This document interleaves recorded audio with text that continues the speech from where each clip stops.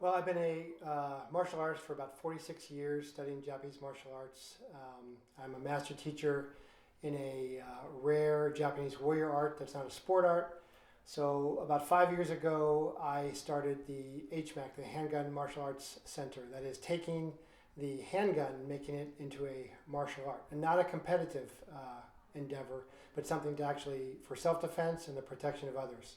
So HMAC stands for Handgun Martial Arts Center, and we're looking at becoming citizen warriors that protect ourselves and protect others, and developing our skill sets to a much higher level than most shooters do. So every week we meet off range and we clear the weapons, make sure they're unloaded because safety is always paramount, and then we practice draws, carries, just like you saw today, coming through a crowd, all kinds of different techniques. And then quarterly, we'll actually go shoot all those techniques. Because most people, what they do is they go to the range, they shoot 50, 100, 200 rounds, and they put their gun away. But the reality is that you're going to carry your gun 95, 98% of the time in real life. You may never fire it. If you do fire it, even if you're in a lot of shootings, you're only going to shoot 2, 3% of the time, but you need to know how to cover, to draw, to holster, to handle all kinds of things that you are not really practicing. So that's what we emphasize here. And we're emphasizing life and freedom.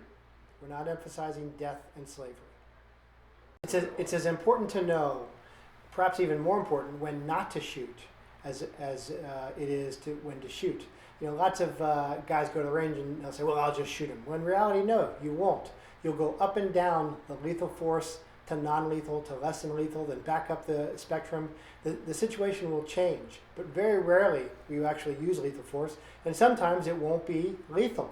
It will end up, you'll wound somebody. It could be non-lethal. But the point of being ready as a citizen is that from the gates of fire with the Spartans were citizen warriors. World War II was won by citizen warriors. It wasn't a standing army of Americans that hit the beaches on D-Day. Those were citizen warriors. On 9/11, the only airplane that didn't reach its target was Flight 93, where citizen warriors, Todd Beamer, Jeremy Glick, and others, said the Lord's Prayer, said, let's roll, and attacked the terrorists. They became counter-terrorists. They went into hand-to-hand combat in the cockpit.